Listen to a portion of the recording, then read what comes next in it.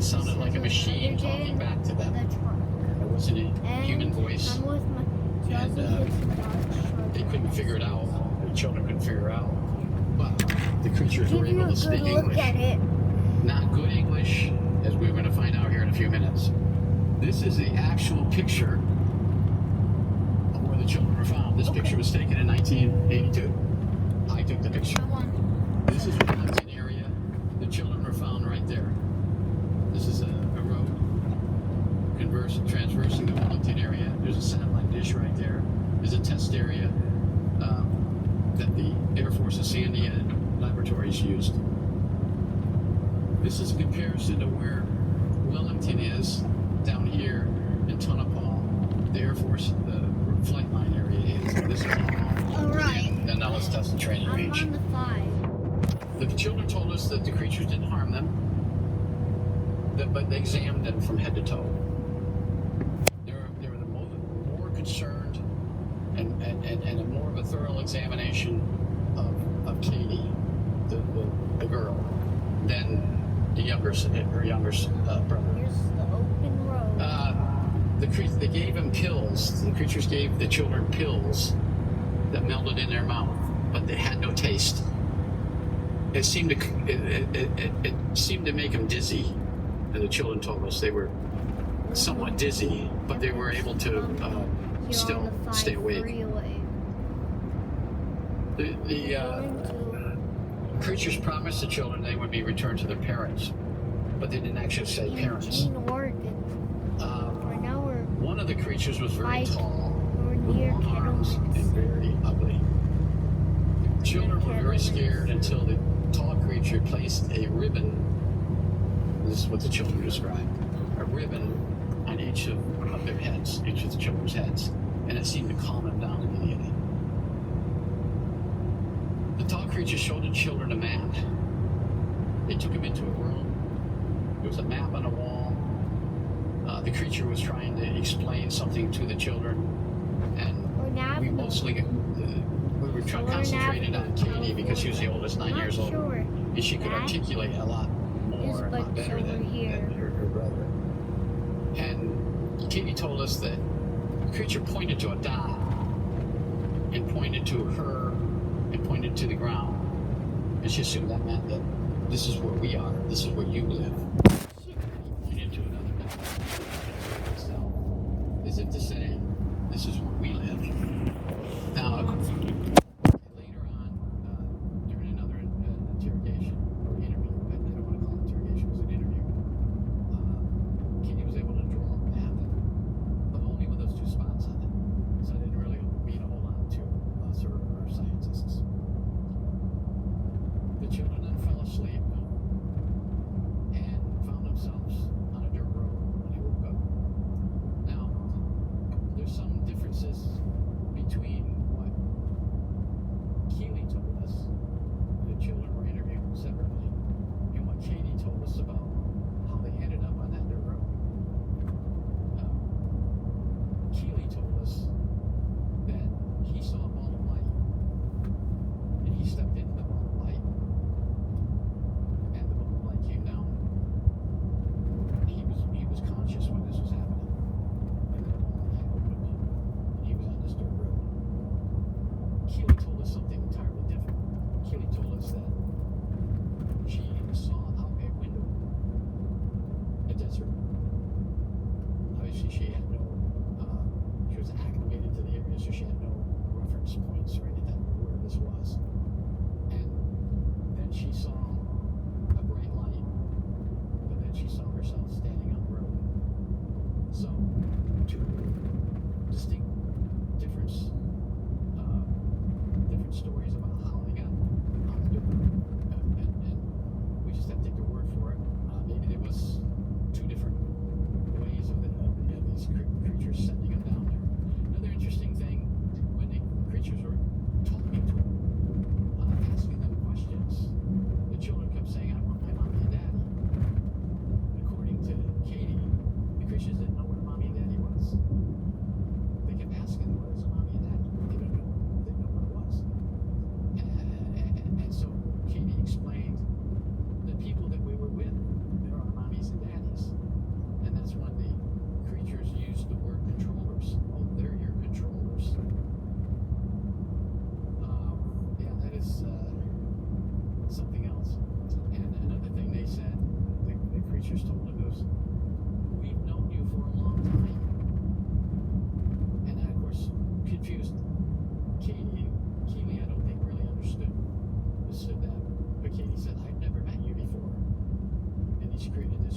If this was a tall, ugly-looking creature, he says, we've always been there.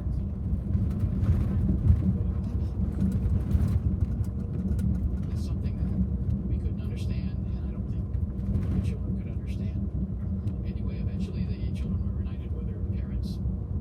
Obviously, David and Connie demanded answers to why their children were found on a military base. They accused us of everything from abducting children to conducting some type of hideous research, playing war games using their children, abducting them, leaving them out in the middle of nowhere. Obviously, none of that was true. We had nothing to do with this. We took over the investigation. Alright. To the parents again in details. We actually drove out to the site that I showed you on Route 6. One of the things that Katie told us was the creatures took us from the flagpole. And we were really confused about that. I kept asking over and over again, what do you mean a flagpole? She said there was a flagpole there. I thought, okay, I couldn't figure out. Maybe she was confusing a schoolyard or something. And maybe, although I had no knowledge of this, but years later I was thinking maybe she was talking about another dimension or something. Well, come to find out, when we got out there to the scene of where the children were abducted, lo and behold, along the roadway was a survey stake. Dad, A piece of wood I want some pour shrimp. with a little red flag on it. I'm sure we've all Okay, seen them I'll make along it the for dinner. roadway when they survey a road for some type of construction. Are you hungry now? And I looked at that and I said, that's what she was talking about. Sure. She was exactly laying Okay. there. The scuff I'm gonna marks. stop and we'll get lunch, and then I'll make the pour shrimp for dinner, okay? I'll eat you first. Let me see what comes up next, Radiation okay? readings. We photographed the area. We took radiation reading of the vehicle. We took radiation readings of the children and the parents, the clothing. We actually took the clothing from the family to analyze the trace evidence examination. I'm not a forensic specialist, but we had back in those days. Oh, yeah. Dated our investigation went with the Nye County Sheriff's Department. Unfortunately, Nye County Sheriff's Department didn't want anything to do with this case. They refused to come out when we went out to look at the roadway. That roadway, that's off the military reservation. That's their jurisdiction.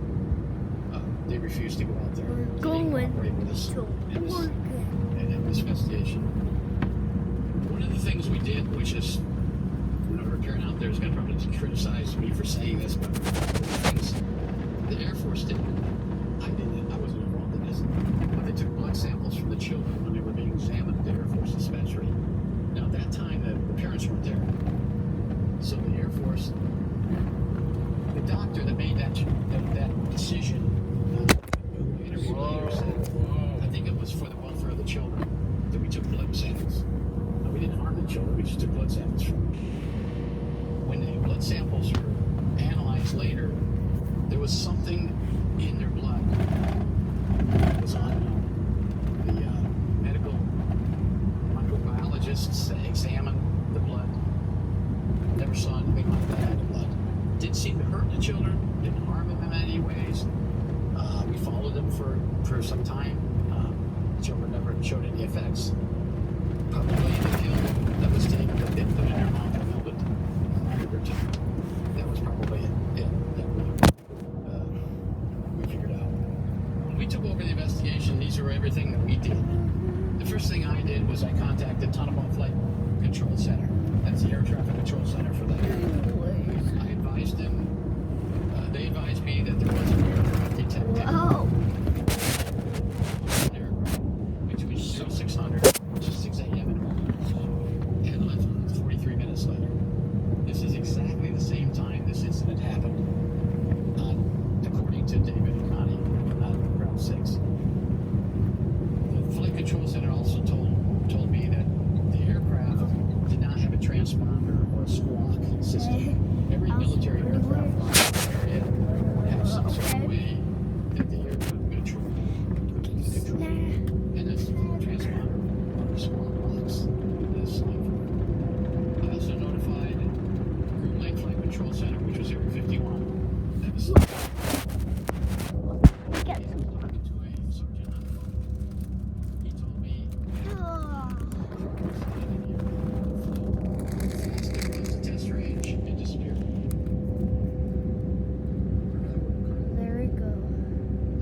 myself, it was a military aircraft.